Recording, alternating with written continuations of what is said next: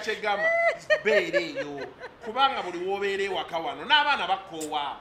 Bw'omanyi nti abaana batukatwaga ye daddi talina waabwe naye ng'ate wano w'oli weewuwo okomyewo otandise occunga abaana gwe lwaki otuddawo kuba abaana bamanyi bebabeera ewaka ne maama waabwe ne balaba TV buno mukokomero ne babawa ebyokulya bye babuukira mu nteko okomyewo nteerakawo TV njagala kuladda biiti kati tayimu eyo abaana balina bukatuuni bwabwe be balaba saawa emu okomyewo nze njagala kulaba live waya ate abaana balina bye babeera bagenda olaba ebyabwe ebirala okitegeera beera eyo komawo saawa 4 okitegeera omukyala ategeere nti bawange akomawo leeti gwobeera okomyewo ekikulu kya byonna wookomyewo wuwo kyekisookerwako are you coming back to your home kati bino bye twogera tubigamba abasajja abeeyimirizaawo abeesobola si abasajja be baawasa oba tosobola komawo mu nnyumba ya muntu saawa banyiigira ki wangi banyiigira beesooza akasuku si mwangu kasuku ali mmiini. No, but it's the truth. It is the truth. What has pushed men to this level is because you people kasuku you grew up with your jajja kubanga nedda this is too much banyiigira ki naye nti nkubuulira mazima because abakazi be baabawa emirembe egisusse baajooga olunaku olwaleero osanga omukazi nga gamye me I can't be with a co-wife n'omubuuza mbu kati abadde me too kasuku if it's me it's me. Nange personal, I don't support the business of co-wives because, okay, for me, for my head, it's too much to take in. No, the honest truth is I cannot handle dealing with two people. The demands that come with two people. I don't know. Maybe chiri jamas, but for me, chichigatta. But no, like women say I can't entertain being a co-wife and what. But eventually they become co-women. What do we make a number 15? Yes. I think that she's happy. 15. Unagama omusaja ngo yagala omusajja omubutama. Paka we yabera ngatafayo nga co-wife. Chichi wotegeeza. Like teri musajja w'omu. And kati anti abakyala ekizibu kyemukola kiri kimu. Okay, but it also goes back to the men also. Waliwo omukyala akwagala ennyo n'okoowa. Akwagala ennyo nga eva ali mu face yo. Yeah, I have a friend of mine ye ne mukyala we. Like betubeera ffenna like every week tweraba emisana azannyambyeko okukola kino kiri. And naye I get irritated sometimes the muga leave me alone. Abeera yakajja abeera yakajja mukyala we n'amukubira hallo baby omutuuseeko omukulu nti ye mutumiddeko tyawuno mubuuze nemubuuzaako oli otya munaayo ebikikale after 2 hours oliddeko okulya namubuuza se mwe muli kuki what is happening. What sort of nonsense is this?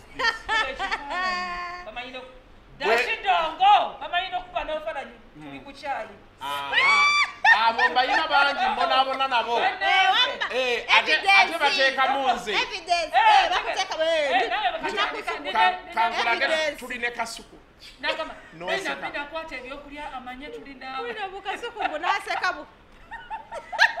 Omuna mugamba omukyala wakyali wagwe nagamba nankyawa namugamba nti olunaku lwalifuna omukazi omulala nojja ngo kasuku lwolimanya nti ye gwe mmanyi gwe sikumanyi lwojja olekerawo akajanja nanvaako teyaddamu kwogera nange newaabwe tebampita naye nabaga nfiirwaki ate ngenda viibwako kiza abantu abanyiigira mbasekerera nange nabivaako kati onyiiga n'onyiiga. Onagamba kasuku oli mutuufu nnyo nze bambuuzanga mbu gwe oliwa one day nakomawo in the morning. Yes. N'atandika kati wasuzeewa. I replied mbu enkuba lyambuze. Eridda wano. agamba naye kyana naye senga bamanyi obwenzi nti bubeerayo misana si kiro By the way, singa that's abakazi another thing. balekerawo okubira Okimanyi abasajja mpuno amasimu waliwo yangamba nti baawe It's out of courtesy to okimanyi let your loved one know, I'll be coming back nga ku late. katesi waliwo point gyagamba Peter. Yes. You would want your partner to come back early naye misana tomanya kyaba akola okimanyi Yes. bina there's someone who told me yali amanyi baawe si mwezi ng'ateekawo n'omukono nga eva babeera bombi literally nga bwe nga kasi kumagami bekeberako kumbe emisana ndozaawo nga ku lunch time like Saa munaana loogi zibeera nzijjuvu. ng'ogenda bw'oteeka supu ku munaana simanyi sirina maloogi ogendawo nze mbeeraka oba gwagamba abasajja batumanyira nti nzijawo naye ekyo ekintu kyogera oba mumanyira abasajja abagenda mu maka g'abakazi baba bategeeza Natajja na kafe. tasasula na rent nze ndozaawa bateyaka asasula loogi sente za loogi kyekirala naye but for you nga you go to a man's place yeah because you're a man do you go with a kavera no I'm not supposed to go there Yes, actually you're what supposed to about send it? money and I buy Yes. kyoyagala bw'oba oyagala mugaati ngenda kugamba yakuleeteraga buli lwajja okunandeeterayo ebyokulya Eh? Bikanswete oba wamukyawa. banne bayalagawa Wamukyawa? nze naye sikyawa abantu bambulako bubuzi nza bagendera nga sirina bitambula bigenda toli romantic ate bekukubira ate ezawo bensinga okwagala biki nze byokukyawa ebyo nange benkowa omuntu nkwesonyiwa bwesonyi kati kasuku I don't know how to I don't know tell the- someone I don't love you anymore and you know those that is things. the question we have here Yeah. someone was asking why is it that most guys mukikola nnyo nkukoledde tubadde ffenna for some time nzija neewonga bayogedde nenkolerako n'emirimu nga abawala bye tukola naye nkufumbira I'm a good woman ati mba nkuseka area nkuseka area abawala mbagamba olina nnyo okumanya nti nomanyi okufumba Ffe tubeera tuzze bya long lasting. Oba nolwaki tutwagala bya Thank you. Justy? naye nze era nange abo abawala abooza engoye sibaagala nenzija nenkulongosezaako ewaka you are undervaluing yourself okay, what am I supposed to do when you go to see a man ekinene kyoba okola fumba okitegeera ate buno obuli simple okitegeera Sikunyiga matooke. ogenze wakawa omusajja weemazeemu wenna bw'oyoza engoye bw'osiimuula okuta tayiro ate osangawo akapale k'omuntu omulala n'onyiiga so you mean that is the only way you can get this man to like okuwasa okuwasa. okukola egyo mirimu ate bemutuuka eno ate ne mugaana okikola ng'amaze Yeah, okubawasa. by the way, I've heard about that as Yes. well. There is other ways you can. Okay, so basically- So bwesanga amasuwani gagaddugala tule butuuzi mu sitting room. Kubanga yagakozesezza. No, of course. Actually, balekera Of course, out otumanyira. of courtesy, that one you Maybe you do. can, out of But a courtesy. single man, abeera alina ebiddugala byenkanaki. Mubalina mikwano gyabwe tewalaba wano omukazi yatuweereza message ng'agamba mbuno balina mikwano gyabwe. So basically, bwe tuba tuzze ewammwe watukyadde ndi ne boyfriend wange nga tolaba kunteekako mpeta oba nga tebinaba kubeera official kalight kagenze nga tebinaba kubeera official so we are as a woman sirina kukola mirimu mukwemalamu Yes. musibala ndaba enabbubi nyimusa enzijjayo kobwebsi No, but anyway, for me, I think what attracts a man to a woman has to be more than just that because ebintu by'okwoza engoye nze waki mbitunuulira in another way nze ndowooza buli omu asobola obbikola kati ennaku zino ku byalo gye tubeera waliyo abooza engoye n'ayala obuliri n'agolola engoye naye nga ebyo byonna byonna abikoledde emitwalo ng'egi esatu kati tosobola kuŋŋamba nti something I can pay for 30,000 is a big deal to you kintu kikoleddwa sikirabangako waliwo yaŋŋambanga edda I come to your place I wash and you don't say thank you I mean because I don't see you doing something worth the thank you when you're not there ojjeeka nosanga watukula bulungi ng'olodde enkoze ekyo kitegeera kati ebyo ebisinza otuwonoona as a society tulina otandika okugamba abawala n'abalenzi the measures of a person you want to keep for the rest of your life have to move beyond kwoza bintu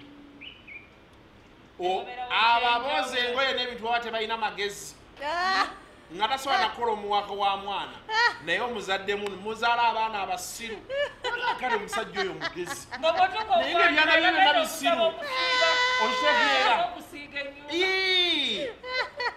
the measure of who you want to spend the rest of your life with cannot be ku muntu akola ekintu eky'emitwalo 3 era people in relationships by the way today personally I could take on that nti omukazi n'aga nti sisobola kwoza. You know, like people bring in people to wash. Washing machines kati zajja. It takes you just like 10 minutes. Okole ekintu ky'okwedde 2 hours. So it can't be a measure. Ekintu ekyuma kyekisobola okukola cannot be a measure as to why you are keeping my home here. Yeah, true. It can't be. So what if one day it happens? Nembera nga sikyalina mikono. And does that mean it ends there? You have to think about it. So we have to. So as ladies, we have to do more than that. Exactly. Okay. Exactly. So siku kuloza mnogenda kufumba, okugulira ngoye, ezolo genda kugulira engoye ebikini. Nakubakula. Engoye sati. Bomo muza jali. Aliwa. Simanyo bacha. Obaye balo walo tuyeta basati zalo zali ku mulembe. Naye bina banna. Tetuli kwerabira. Twalaba ebintu. Juisa ze. Naye nga sewo omukulu omuganda tuwe ku juisa. Sera, abukukide kwa matalo.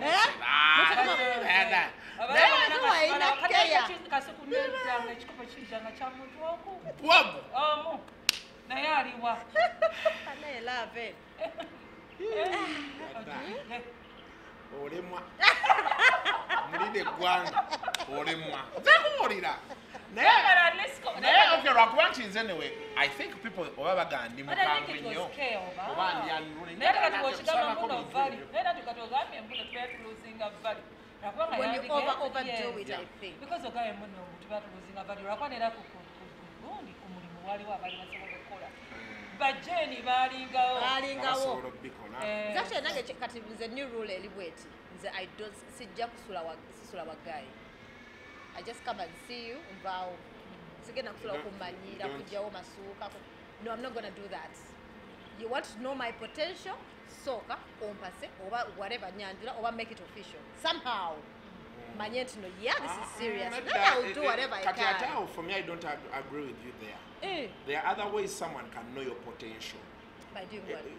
When you tie it to marriage, you're now making it just about the marriage. Because that's what I want. That is what you want. Yes. What does he want? So if he doesn't want, so we're on the same page watching Chivako. Okay, because you see now the challenge is this. Most women want the marriage, and this is where the problems are coming from. Most guys are shunning away. No, the guys may not be shunning away, but women want the wedding. Yeah, true. Yeah, bagala kuanjula. Yes. Ne question gye tusinga obuuza era obuzibu bwe businza okufa nti gwe bw'omala ofuna ekirooto kye eky'embaga kyekiddako abawala bangi be bamaze okufuna embaga ate ne baddayo ku street because nze embaga nagifuna kata kyayagala tafaayo oba omugoba oba tomugobye others kati batuuse babawasizza n'azaalayo abaana 3 n'agamba I'm done. That's all I wanted in life. I've gone to enjoy my life. Okitegeera kati ate n'akomawo okubadeninga abaana. The kids are 20 years obashapinze otobye nabo bagulumize maama waabwe ali mu muzigo. Kati sente ze bakola mu kifo kye zandibadde nga zaabwe beeyambe bakole biki aye tulina olabirira maama olw'okuba ye yali ayagala mbaga bwe yagwawo n'agamba I've gone. So omuntu yenna yena gw'osinkana abasajja abali eyo ng'ayogera nga Doreen mudduke kubanga weebuuze bw'aba ye measure ye eri ku mbaga after mbaga kiki ekirala kyakyaleeta ku mmeeza. I'm sure before we do the mbaga we always have conversations. You pick someone's minds, someone's brains, all about development. Also get not together. Of simba sigenda sagala kwemalayo siri sure kitutwala kati if that's what I want I want marriage and you can't give it to me then I rather leave you. Eshikita noli agambe wano Sophia nagawa agamba timu katatumba Angela eshikita oli omukwaba wagira. You may support her because what she was saying was ekimutwala ku ssomero akole nnyo ate nze mbigamba nnyo abantu I cannot be looking after my little girl today muweeredde mutute through the best schools for you to come and marry her omutuuzeeko omuzaale no it can't. Era for me walina okubaawo ebintu I may not demand for you to make a business for her because I can't sisobolaga nti njagala muwala wange afune omusajja omugagga that could be overrating me and my daughter okitegeera naye nkugamba nti nno olina omuwa opportunity epracticinga bye yasoma olina omuwa omukisa ogusobola okwenoonyeza ssente ezize okitegedde yes kati baamala okusoma ebyo byonna